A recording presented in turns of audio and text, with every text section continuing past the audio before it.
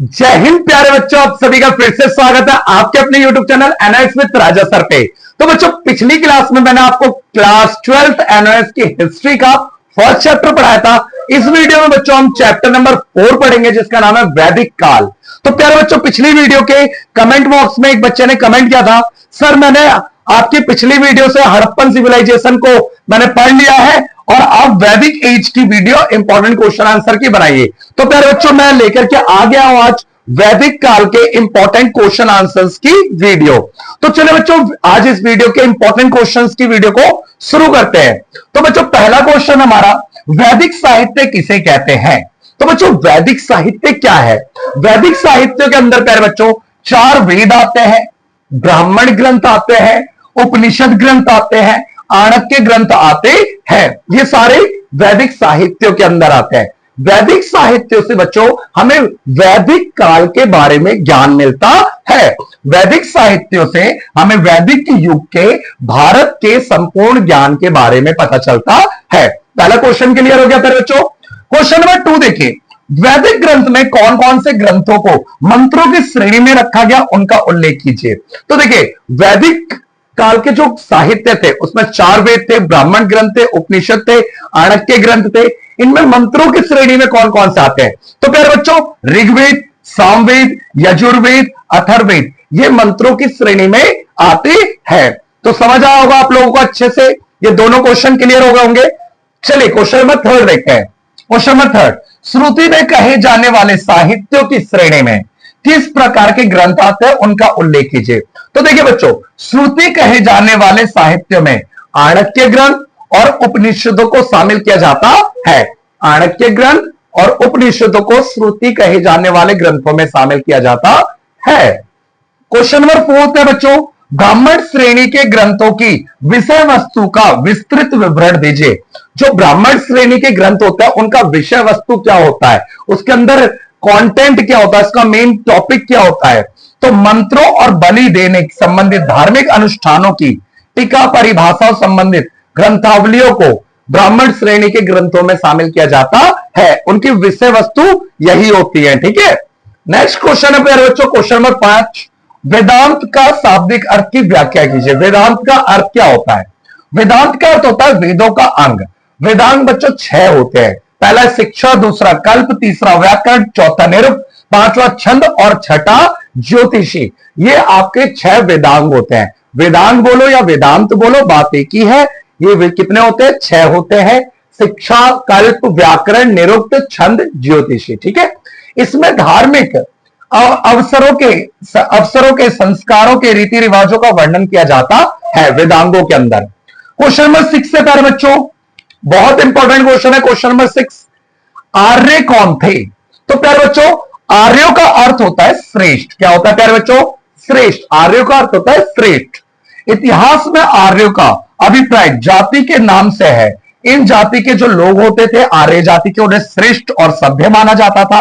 आज विश्व की एक बड़ी जनसंख्या स्वयं को आर्यों का संतान कहने में गर्व अनुभव करती है। तो बच्चों, आर्यों का अर्थ क्या होता है? आर्यों का मतलब होता है श्रेष्ठ, और इतिहास में आर्यों का अभिप्राय जाति से है। ठीक है, आर्य जो थी एक तरह की जातीय समुदाय था। नेक्स्ट क्वेश्चन देखते हैं। क्वेश्चन नंबर 7 है प्यारे बच्चों, किस क्षेत्र का आर्यों का मूल निवास स्थान स्वीकार किया गया है? आर्यों का जो मूल निवास स्थान था किस इलाके को माना जाता है? तो यह कहना असंभव है कि आर्यों का मेन स्थान कौन सा था। अलग अलग इतिहासकारों ने आर्यों का अलग अलग स्थानों को मूल स्थान बताया है, लेकिन जो ज्यादा एग्जैक्ट कहा जाता है, ठीक है, विभिन्न स्रोतों के माध्यम से यह कहा जा सकता है कि आर्यों का जो मूल स्थान था वो मध्य एशिया था। क्या था प्यारे बच्चों? मध्य एशिया। क्लियर हो गया। अच्छा, क्वेश्चन नंबर 8 देखिए। क्वेश्चन नंबर 8, सप्त सिंध में शामिल 7 नदियों के नाम लिखिए।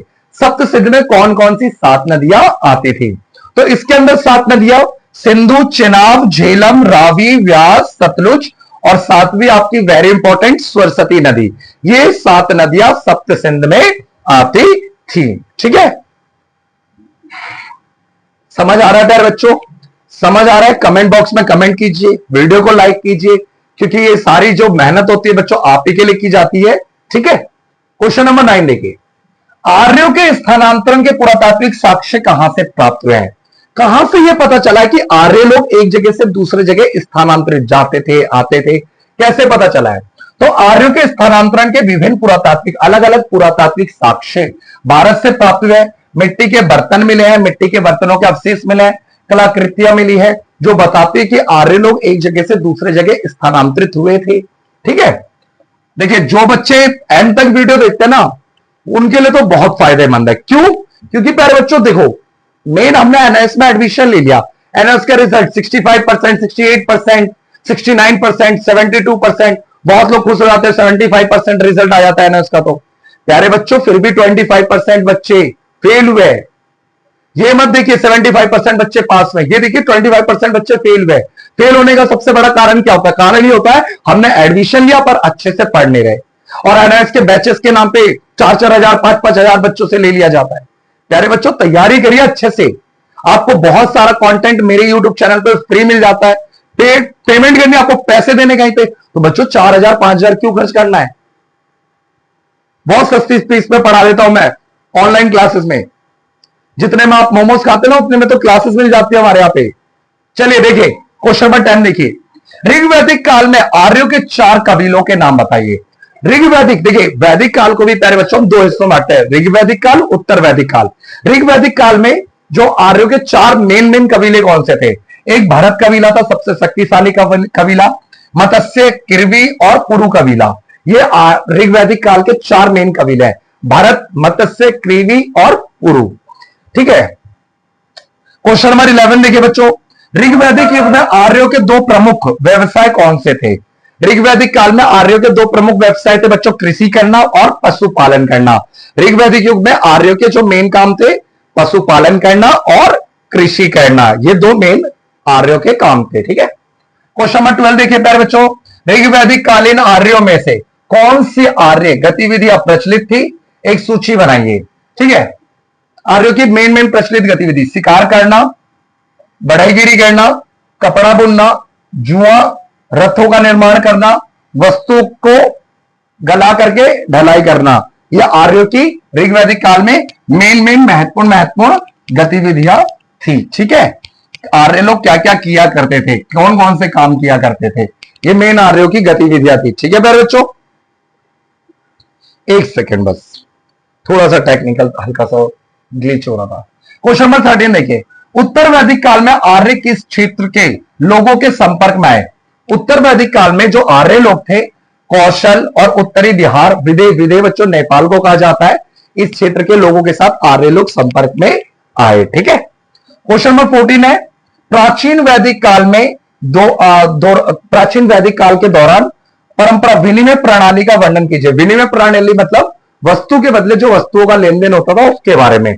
प्राचीन वैदिक काल में गायों के माध्यम से, गाय देकर के वस्तु का विनिमय होता था। ठीक है, प्राचीन काल में, वैदिक काल में गायों के बदले वस्तुओं का लेन देन किया जाता था। ठीक है, क्वेश्चन नंबर 15 है बच्चों, बहुत इंपॉर्टेंट क्वेश्चन है ये 15वां। ऋग्वैदिक काल में आर्यों के 2 प्रमुख देवता कौन कौन से थे? एक तो वरुण देव थे, इंद्रदेव थे, अग्निदेव थे, सोमदेव थे। ठीक है, ये ऋग्वैदिक काल के प्रमुख देवता थे। क्वेश्चन नंबर 16 है 16, ऋग्वैदिक काल में राजा की सहायता 2 महत्वपूर्ण संस्थाओं के नाम बताइए। ऋग्वैदिक काल में राजाओं की मदद करने वाले 2 संस्थाओं के नाम बताने हैं, 2 संस्थाओं के नाम। तो 2 संस्था जो राजा की मदद करते थे, एक सभा थी, दूसरी थी बच्चों समिति। क्या थी बच्चों? समिति। ठीक है, क्वेश्चन नंबर 17 है, उत्तर वैदिक काल के दौरान कौन से प्रमुख आर्थिक क्रियाकलाप थे? मतलब उत्तर, देखो मैंने क्या बताया था, वैदिक काल को हम कितने हिस्सों में बांटते हैं? 2, ऋग्वैदिक काल, उत्तर वैदिक काल। ऋग्वैदिक काल में ऋग्वेद की रचना हुई थी और उत्तर वैदिक काल में सामवेद, अथर्ववेद, यजुर्वेद। तो उत्तर वैदिक काल में कौन कौन से आर्थिक क्रियाकलाप होते थे? उत्तर वैदिक काल में पशुपालन होता था, कृषि, औद्योग, व्यापार, विभिन्न प्रकार का शिल्प का उत्पादन, ये सब एक्टिविटी क्रियाएं करी जाती थी। क्वेश्चन नंबर 18 देखिए, उत्तर वैदिक काल के 3 महत्वपूर्ण यज्ञों के नाम बताओ। तो राजसूय यज्ञ, वाजपेयी यज्ञ और अश्वमेध यज्ञ, ये तीनों यज्ञ जो थे बच्चों बहुत इंपॉर्टेंट यज्ञ थे और ये राजा महाराजाओं के द्वारा कराए जाते थे। ठीक है, चीजें समझ आ रही है? यहां तक मैंने आपको 18 क्वेश्चन पढ़ा दिया बच्चों। ठीक है, 2 क्वेश्चन और पढ़ लीजिए और उसके बाद इस चैप्टर की मैं सेकंड पार्ट लेकर के आऊंगा। 20 क्वेश्चन पूरे कंप्लीट करते हैं हम इसकी। ठीक है, क्वेश्चन नंबर 19 है बच्चों, तिल को धार्मिक अनुष्ठानों में अत्यधिक महत्वपूर्ण क्यों समझा जाता था? जो तिल होता है ना, आज भी पूजा पाठ में हम तिल का यूज करते हैं, क्यों समझा जाता था इंपॉर्टेंट? क्योंकि वह पहला वनस्पति तेल था, मतलब ऐसा पहला वनस्पति था जिससे हम तेल बनाते थे, ठीक है, जिससे बड़े पैमाने पर प्रयोग होता था। और आज की वीडियो का प्यारे बच्चों लास्ट क्वेश्चन है, क्वेश्चन नंबर हमारा जो 20 है, आज की वीडियो का बच्चों लास्ट क्वेश्चन है। इस क्वेश्चन को हम पढ़ेंगे, उत्तर वैदिक काल में लोहे के बने उपकरणों का प्रयोग से कृषि में क्या परिवर्तन मिले? तो देखो बच्चों, लोहे के बने उपकरणों से क्या हुआ? घने जंगलों की कटाई हो पाई आसानी से, लोहे के हल बने जिससे मिट्टी को आसानी से क्या हो जाती थी, जुताई हो जाती थी, और मिट्टी की अच्छे से जुताई होगी तो फसलों का क्या होगा प्यारे बच्चों? उत्पादन होगा। तो बच्चों वीडियो कैसी लगी आप लोगों को? अगर वीडियो में थोड़ी सी हमारी मेहनत आपको लगी हो, और जिन बच्चों ने, पहले तो उनको बहुत बहुत थैंक यू जिन बच्चों ने एंड तक वीडियो देखा है। आजकल बच्चों आज की जो बिजी लाइफ है, रील इंस्टाग्राम की लाइफ है, उसमें बच्चों पढ़ना बहुत कम हो गई है, पढ़ाई बहुत कम हो गई है, बड़ी वीडियोस देख नहीं पाते बच्चों। आप लोगों को पहले तो सैल्यूट है जिन्होंने एंड तक देखा है। और अगर बच्चों आप लोगों को मुझसे पर्सनली हिस्ट्री की तैयारी करनी है एग्जाम तक की, तो प्यारे बच्चों 300 रुपए, मात्र 300 रुपए, ये उन बच्चों के लिए जिन बच्चों ने वीडियो एंड तक देखा है। 300 रुपए में आप मेरे से पूरी हिस्ट्री पढ़ सकते हैं बच्चों, एग्जाम तक की कंप्लीट तैयारी। आप आज हमसे जुड़ते हैं, आपका जब भी एग्जाम है, अगले अप्रैल में, अगले अक्टूबर में, ऑन डिमांड है, कैसा भी है, आपकी पूरी एग्जाम तक तैयारी कराई जाएगी, जिसके अंदर बच्चों आपकी सबसे पहले कंप्लीट कराते हैं हम बुक्स जो एनआईएस से मिली है।